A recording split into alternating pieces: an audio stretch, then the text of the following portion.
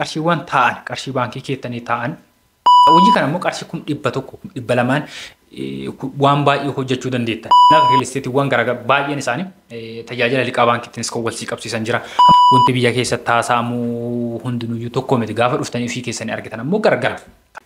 Biyya ormaata inni biyya keessatti hojiilee akkam akkamii hojjechuu dandeenya hojiin kun nama bu'aan isaa maal fakkaata qarshii hammamiin jalqabuu dandeenya akkuma 300 harkaa qabaa 200 harkaa qabaa 400 harkaa qabaa 5 6 7 8 harkaa qabaa qarshii kanaan ammoo maal hojjechuu danda'a akkamitti ammoo hojjechuu danda'a bu'aan isaa ammoo maal fakkaata odeeffannoo jedhan jalqaba irraa kaasee xumuraatti isin biraan gahaa egaa viidiyoo darbe irratti biyya ormaata jettanii biyya keessatti hojii oomisha irratti hirmaachuu dandeettu yookaan immoo qonna irratti hirmaachuu dandeettu horsiisa irratti hirmaachuu dandeettu mana bittanii kaa'uu lafa bittanii kaa'uu konkolaataa bittanii kaa'uu dandeettanii isin jedhee jira guyyaa irraa immoo akkuma waadaa isin galee diiteelii isa hojii kana jalqabu qarshii hammam akkam nu gaafata akkamitti ammoo jalqabuu dandeenya kan jiru tokko tokko isaa kaafnee waliin ilaalla.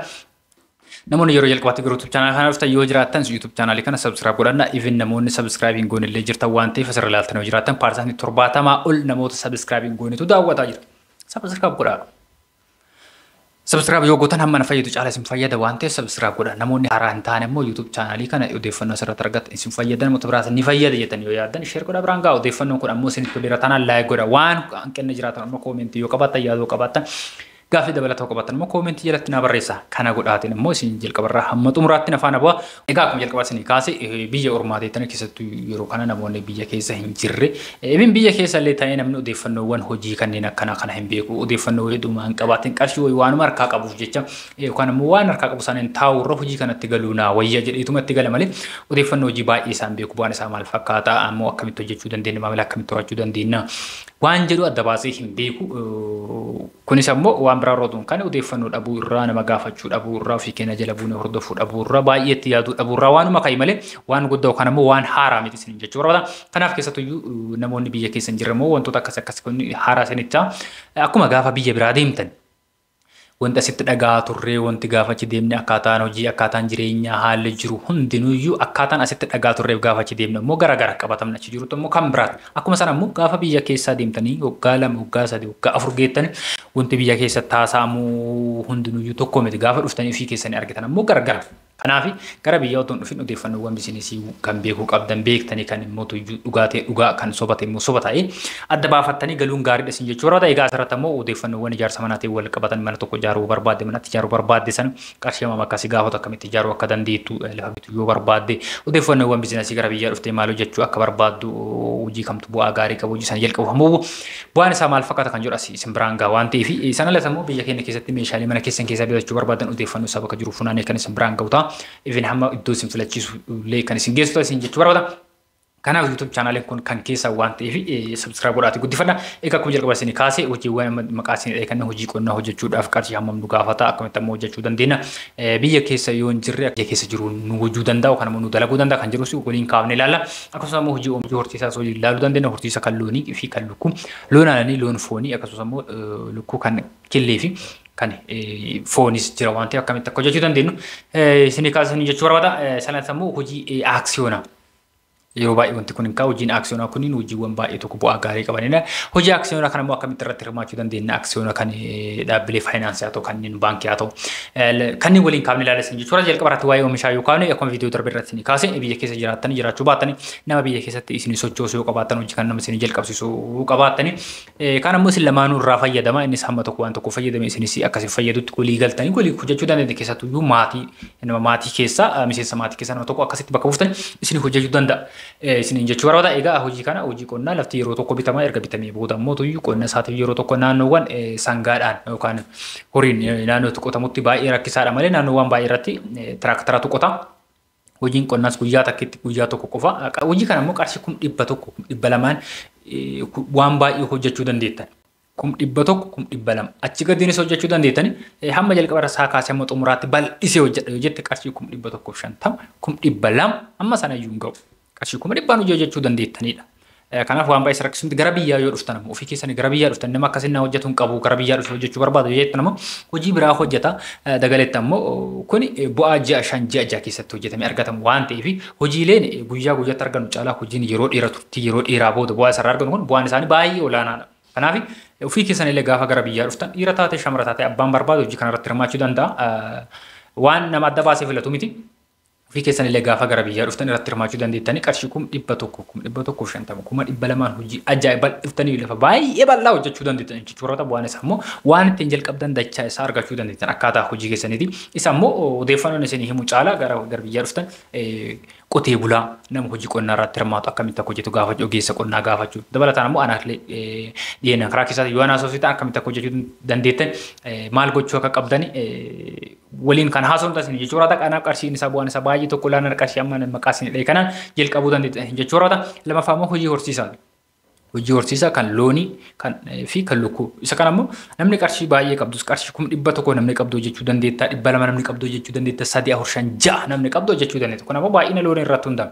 Namni qarshii gahaa harkaan qabne haa loonuma tokko bitee isuma horsiisa jechuun seenti rakkoon qabu.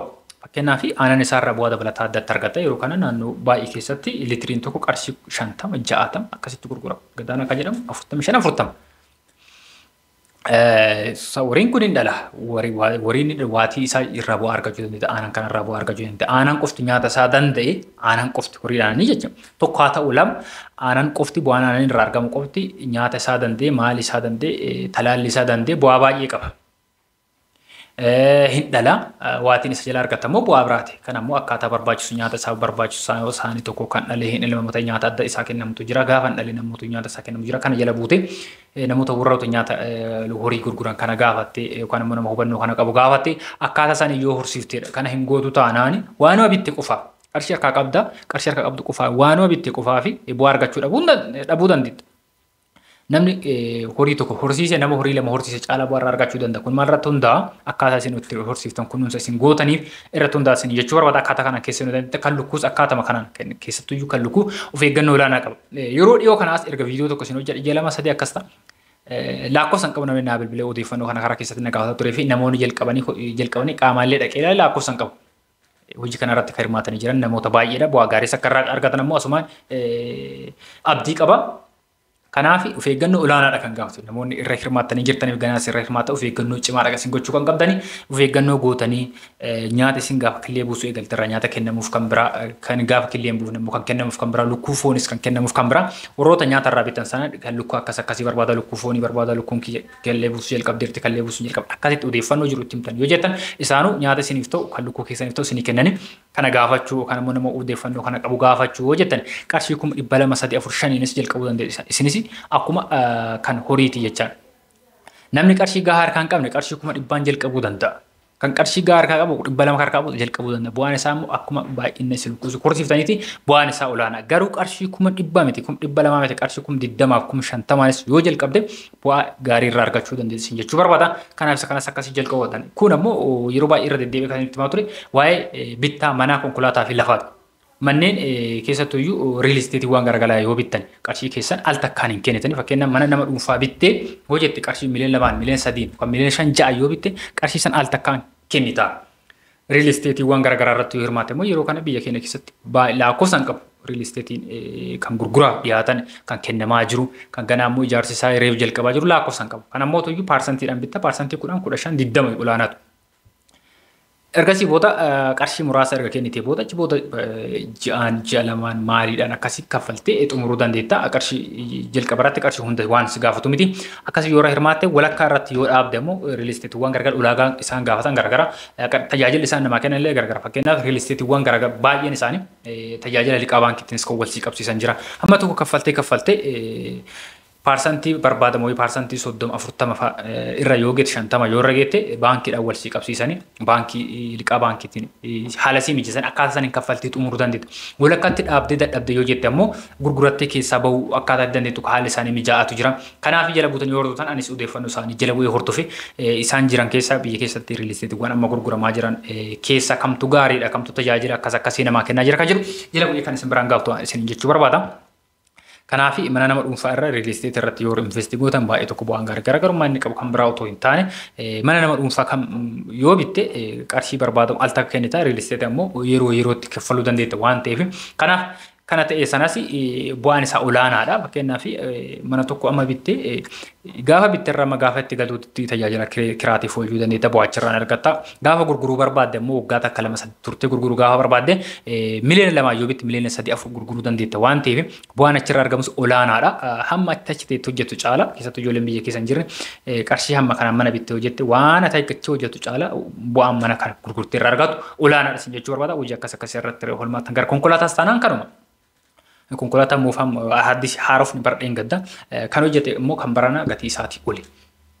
Konkolaataan bardeen gadda qarshii miliyoona lamaan bitamu yeroo kana qarshii kuma miliyoona sadii walakkaa akkasitti gurguramaa jira. Bittee yoo keettesi hamma waggaa kanaatti tajaajila kiraatiif oolchite bu'aa achirraa argattuuni waan biraa godhatte har'as deebite gurguruu yoo barbaadamu waan yeroo sana ittiin bitti olitti. Kanaaf of eeggannoodhaan qabatte qofaadha kan gochuu kan dandeessu sun jechuu barbaada. Hojii akkas irratti hormatanis bu'aan isaa gaariidha. Kana hundayyuu biyya barbaadetti hojjechuu dandeetta.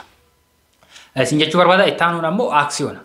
Aksiyoona dhaabbilee faayinaansii jirani kan baankii jira kan faayinaansii jira keessattuu kan faayinaansii kun bu'aan isaanii baay'ee olaanaadha maaliif yeroo muraasa booda gatiin aksiyoon ittiin bitan baay'ee xixiqqaadha qarshii muraasa namoonni harka qabdan qarshii xixiqqaan bituu dandeettani gara baankiitti yoo seene ammoo gara baankiitti yoo siiqee fakkeenya baankii siiqee fudhachuu dandeetta gara aksiyoona ture innaat baankii fudhachuu dandeetta aksiyoona ture. Baankiiwwan akkasii kun dhaabbileen faayinaansii akkasii sunniin yeroo muraasa booda gara baankiitti waan ce'anii fi bu'aan isaan argamullee olaanaadha. Yoo barbaadde ammoo ani kana booda deemuun barbaadu yoo jettillee gurgurattee keessaa bahuu dandeetta. Haalli adeemsisaa yoo sitti tole ammoo dabaltee aksiyoona kan keessa harka olaanaa irratti ol guddifachuu dandeetta. Sin jechuu barbaada kan baankiilee bituu dandeetta aksiyoona baankii bituu dandeetta kan dhaabbilee faayinaansiitiin addatti kan baankii bituu dandeetta. Baankiiwwan dhalarraa bilisaa tajaajila dhalarraa bilisaa aksiyoona isaanii kan gurguran jira.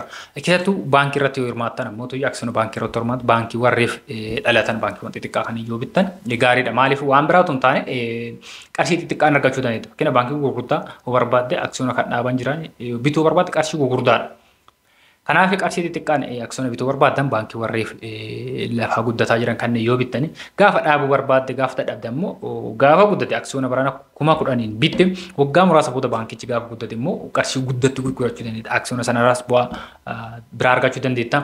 Egaa waggaadhaan haa ta'u amma gaafa ta'eetiin bu'aa yookaan immoo tirfii baankichi argaturraa qoodamta. Kanaaf akkaataa kanaan aksiyoonarraa bu'aa olaanaa argachuu dandeessin jechuudha. Qarshiiwwan taa'an qarshii baankii keessanii taa'an tajaajiloota akkasiitiif yoo hojjetan tajaajila bu'aa gaarii irraa argachuu dandeessin jechuudha barbaada. Egaa odeeffannoo guyyaarraa qabadeessi dhufe kan hanga ammaa isin biraan gahaa ture kana odeeffannoo kanaaf kan kana kan biraa beekuuf dhaga'u wanti barbaadda yoo jiraate koomentii jalatti na barreessu karaa lakkoofsa bilbilaa isin kennanii karaa keessaatiin telegiraamii iimoo waasappii fi miseenjerii na dubbisuu dandeessin jechuudha. Anis amma waan beekuuf dhaga'u qabda waan isin fayyada jedhee yaadu odeeffannoo isaa bakka jiru funaane waan ofii kiyyaa beekuuf hubannoo qaburraa walitti dabalee asirratti kan isin dhiyeessu isin jechuudha. Isin hamma sanatti ammoo YouTube channel kana subscribe godhadhaa.